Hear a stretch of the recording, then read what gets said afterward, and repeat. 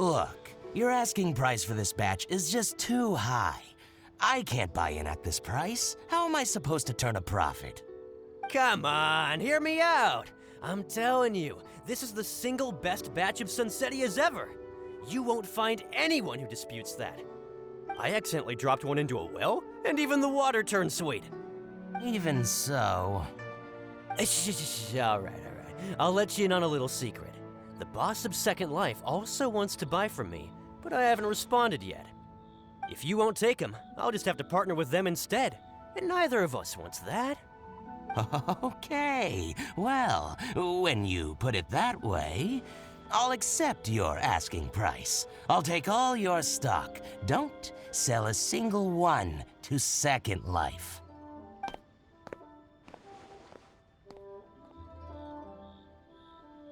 Oh, what are you doing here? And to be clear, these Sunsetias are mine. I got to them first. Don't get any ideas. Actually, we want to ask you about a guy called Juri. Have you heard of him before? Juri? Yes, he's quite well known. I've heard a story about him. They say he was born into poverty. His parents died when he was young, and he was treated cruelly by the local community. One of his neighbors was terribly rude to him all the time, but Juri never retaliated. And when his neighbor went bankrupt, he even helped support the family. He returned cruelty with kindness, injustice with peace offerings. A gentleman of talent and character, and... how did I not notice him sooner? In fact, maybe I'm not too late. If I could hire him to be the brand ambassador for Wanyo Boutique. Oh, he sounds like a decent man. We can finally breathe a sigh of relief. Why are you asking about him anyway? You aren't looking for a brand ambassador too, are you? Well then, in that case, the higher bidder takes the... that's Juri right over there. Why don't we go and talk to him? Where? It's him, all right. Looks like he's chatting with Linlong. Come on, let's follow them and listen in. Try not to let him see you. We want this information to be as truthful as possible. I'll just go and fetch an employment contract. And hey, don't try and cut me out of this. Hey! I understand. Let's walk and talk.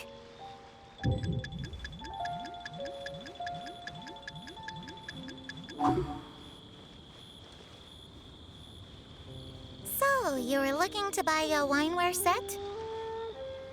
Oh, now I can see that you're a connoisseur, so I won't bother trying to con you.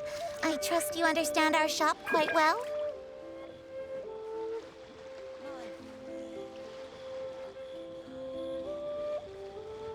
The truth is, an old friend of mine who... What's the hurry? Don't get too close, or he'll see you.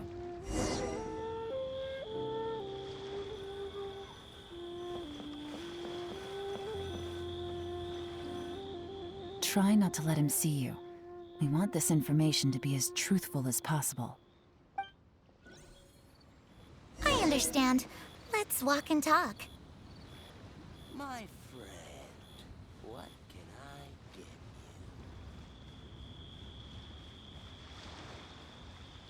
So, you were looking to buy a wineware set? Oh, now I can see that you're a connoisseur, so I won't bother trying to con you. I trust you understand our shop quite well?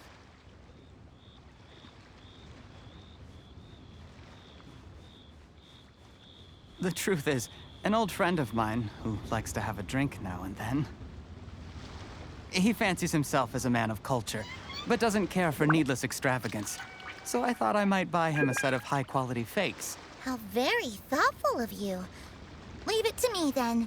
Come and collect it at Shigu Antiques whenever is convenient.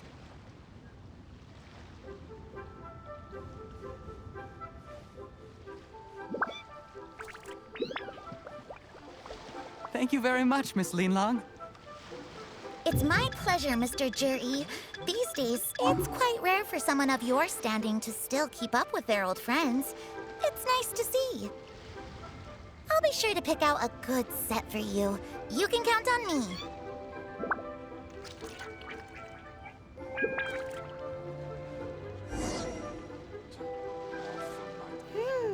Juri seems to get along really well with everyone.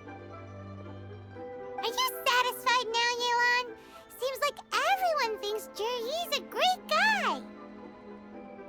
We shouldn't jump to conclusions just yet. Let's go check out the wharf where he usually goes fishing. Do we have to? Wait, you're not just trying to dig up some dirt on Juri because you want to be Tianshu yourself, are you? Maybe I am, maybe I'm not.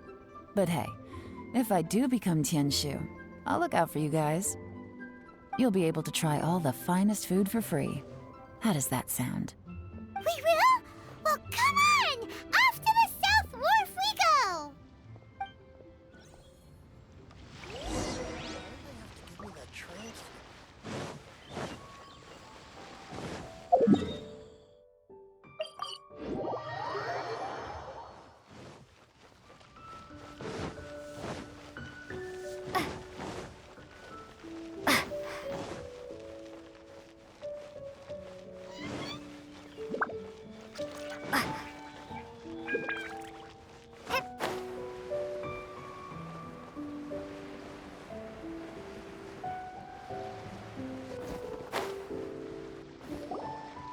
The wharf is as busy as ever.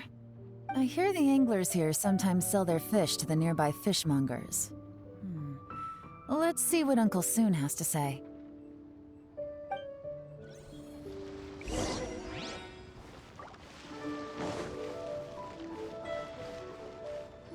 Welcome. What would you like to buy today? Sorry to interrupt. We're actually members of the, Liyue Anglers Association, and we just wanted to ask a few questions about someone. We've heard about this young man called Juri, who's supposed to be a fantastic fisherman. Just wondering if you happen to have heard of him? Whoa!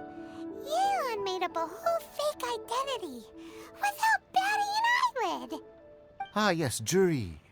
He's been making quite a name for himself recently.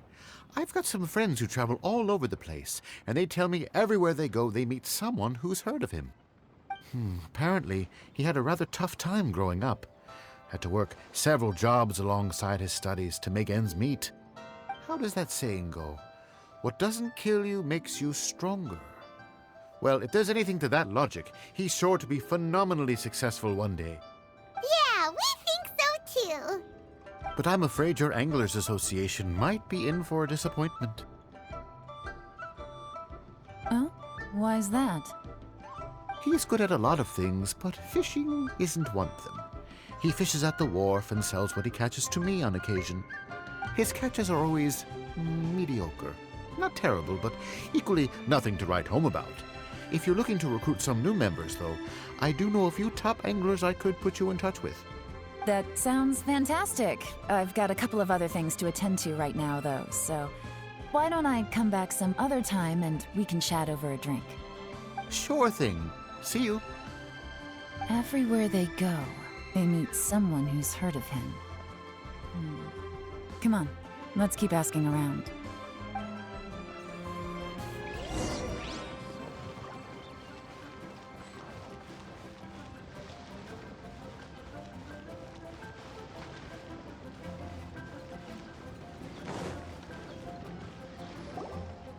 Here to buy some fish? It's 300 for one or 3 for 1,000. You better hurry. When they're gone, they're gone. Hello, we're from the Society for Fish Price Research. We'd just like to ask a few questions. Wow, she switched identity again! Society for Fish Price Research? I haven't done anything illegal. Stay out of my business. Please, don't worry. We're just here to conduct a simple survey. We've heard about a certain Juri who's been selling fresh fish at low prices in this area recently. Do you know anything about this? So this isn't about me. You should have said something, you know. I know the guy. I can tell you what I know. I haven't heard anything about him selling fresh fish at low prices, but it wouldn't surprise me if it was him. Oh? Why is that? Because he's so poor. His parents died when he was very young, and his alcoholic father still owed a huge amount of debt. No one wanted anything to do with him. He was still a kid when he first came to the wharf. His clothes were ragged, and he had a bandage wrapped around his head. And he managed to survive, thanks to Uncle Tien, who gave him some food. But still to this day, he doesn't have a lot of mora to his name.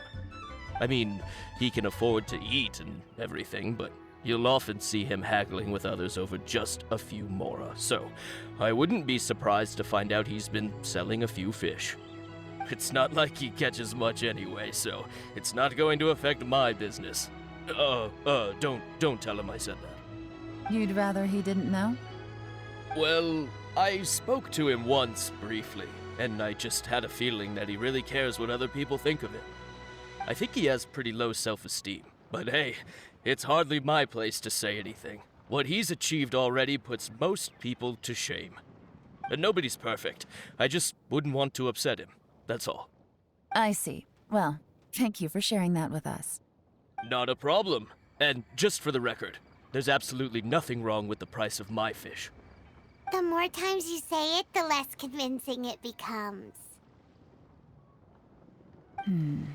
Doesn't have a lot of mora to his name. Okay, let's keep going.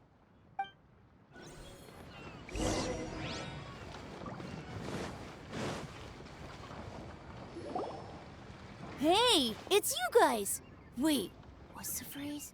Oh yeah, honored to meet you. What brings you to me? The truth is, we are but newcomers to this territory. We heard tell of a great martial artist, Master Dugu, who knows everything there is to know. Hence, we sought you out to ask for your guidance. Really? People said I know everything there is to know? But of course, we also heard that Master Dugu is a kind and virtuous swordsman who never turns away anyone who comes with questions. Great! So what do you wish to know? Nothing happens on this street that I don't know about. Now she's lying to a kid.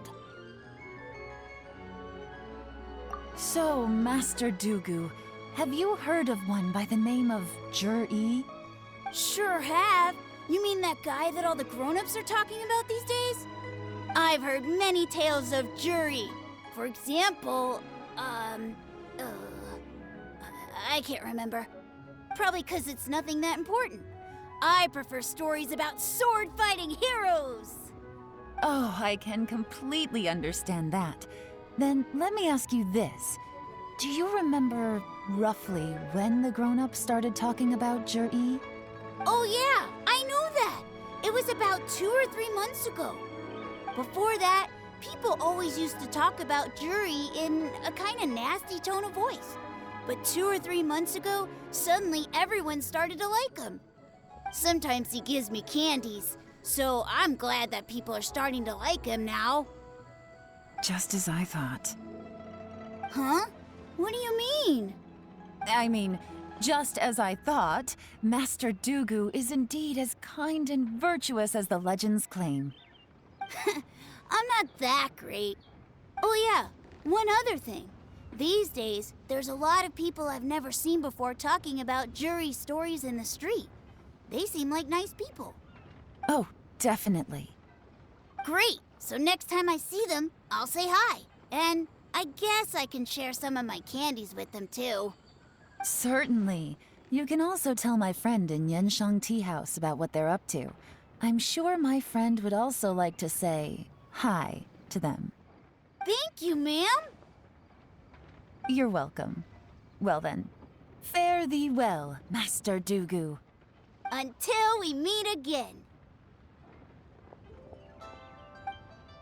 Any of that sound strange to you? Strange? What was strange about it? Juri seems to have a great reputation. Uncle Soon and Uncle Gao spoke highly of him, and Dugu Shuo seems to like him too. True. But the issue is, where did his sudden celebrity come from? It almost seems too good to be true. Sudden? Too good to be true? What do you mean? So he returns cruelty with kindness and had to work to support his studies. These are the kinds of things that make someone well known in their hometown. But Uncle Soon said even his friends who travel far and wide hear about him wherever they go. That's a little over the top, if you ask me. Do you remember what Dugu Shuo said about Jur-E's stories? Clearly they left him with a good impression of the guy. But beyond that, he wasn't interested in the details. That's the reaction I would expect from any normal person. Plus, there's the fact that all this praise of Jur-E has only been happening within the last 2 or 3 months. His childhood, his studies, the thing with his neighbor, none of these are recent events. So why are these stories only going around now? When you put it like that, it is kinda strange. Of course, if that's all there was to it, I wouldn't look into it any further. Jur-E was born into a poor family. Paying people to get his stories out there is within the rules of the game as far as I'm concerned. The problem is, do you remember what Uncle Gao said about him? He's stayed poor his whole life. Everything he's earned he's either spent on studying, traveling, or paying off debts. I don't think he has the mora to pay for a publicity. Right. And that changes everything. It can mean a powerful faction is trying to gain influence over the Liu at Xixing. That's the worst-case scenario. But all too often, the most pessimistic speculation turns out to be closest to the truth. Someone's trying to gain influence over the Qixing? That sounds serious. What should we do? Even if we asked Juri about it, surely there's no way he'd admit it. First, we need to find out who's supporting him. Don't worry, I've got a plan. Remember the current affairs and planning stage of the assessment? Since the successful candidate is duty-bound to implement their plan after taking office, their manifesto tells us their stance on key issues. Whoever is secretly helping Jur-E must be seeking to benefit from his actions after his appointment. So, we should be able to find some hints in Jur-E's manifesto on who we're dealing with. Come on, let's get back to Yenshang Tea House.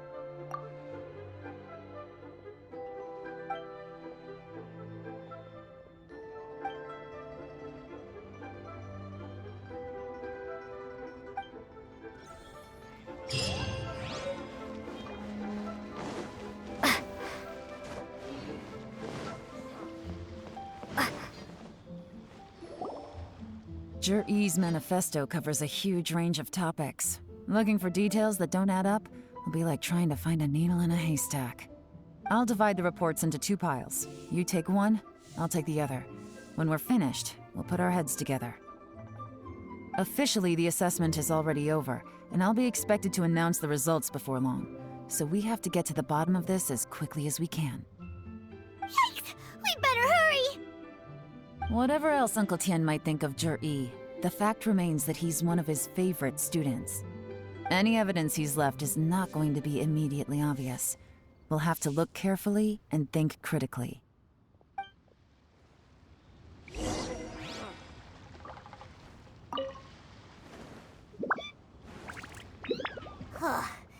Even though Yelan took half, this is still a lot to get through. Well, we gotta start somewhere.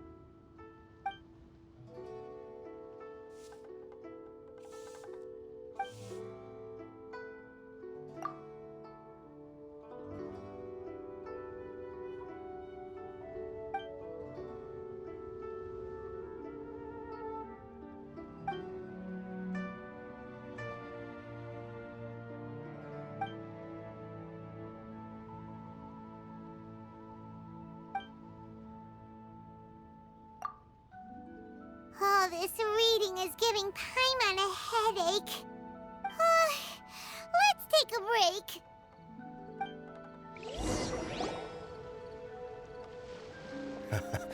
break. Looks like I'm the first one back, as usual.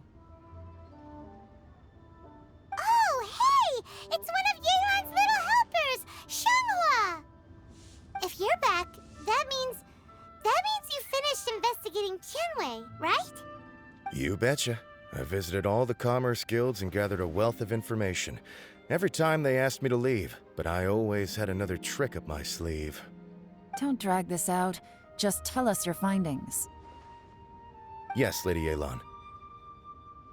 To summarize my findings, most people who've had interactions with Tianwei will start out complaining about how proud and arrogant he is, but then go on to give a generally positive appraisal of him. The young master of the Feiyun Commerce Guild said that Tianwei appears arrogant, but he's very scrupulous in the way he works.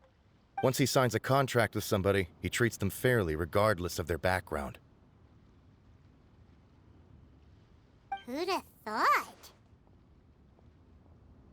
Is it possible that his reputation is fake? Is there any way you can check the accounts of the businesses under his name? In theory, that should be very difficult, but here's the thing. I asked around and found out that almost all of Tianwei's accounts are open to the public. Where he buys from and sells to should be confidential business information, but he doesn't seem interested in protecting it at all. Tianwei often sees business opportunities that others don't, but once he's made enough mora off of it, it's like he gets sick of it and releases all of his trade secrets. It's like he wants people to know that they still can't beat him, even if he shares all of his secrets. The fact that someone like that can still make mora is pretty infuriating when you think about it. What a strange guy. It's like he's not doing business to make mora, but instead... To validate his theories. No wonder his manifesto contains so many insights. It's all the result of his first-hand experimentation.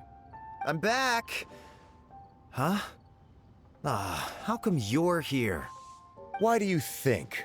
Obviously, because I possess superior skills and am always one step ahead of the competition. Well, when you're the competition, at least. You... Ugh, whatever. I'm not getting into an argument with you. If I hadn't had something else to take care of on the way, I would have been back long before you. Lady Yelan, I have finished investigating Mingbua. Well, we're all ears. The Ministry of Civil Affairs says that Minghua struggles to get his words out when he gets nervous, especially when he's chatting with strangers. But after a few days of getting to know him, you can pretty much have a normal conversation with him. On the whole, the feedback from the Ministry of Civil Affairs was very positive. He always considers the things that everyone else overlooks. In your opinion, was the Ministry of Civil Affairs' appraisal of Minghua at all exaggerated? I don't believe so. Minghua is someone who has slowly but surely earned the reputation he has today. According to Miss Yu, the ministry often gets Minghua to take a final look at projects before they're implemented. People feel much more confident in something if it has his stamp of approval. Oh, and also, there was once someone in the ministry who was lying and cheating to try to advance their career. Minghua gave them the scolding of a lifetime. Apparently, he can be terrifying when he loses his temper. I haven't seen it for myself, though. Whoa, that's hard to imagine. Like I said before, things are not always as they appear. Ah, so that's what you meant by that. I'm starting to get it now. Thank you both. You're free to go now.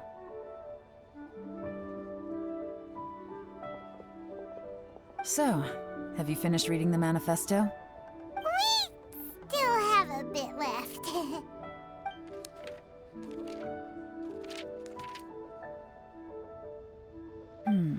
I can't see any immediate problems looking at the individual entries. The only one that strikes me as a little unusual is the Cheongshu Pool redevelopment plan.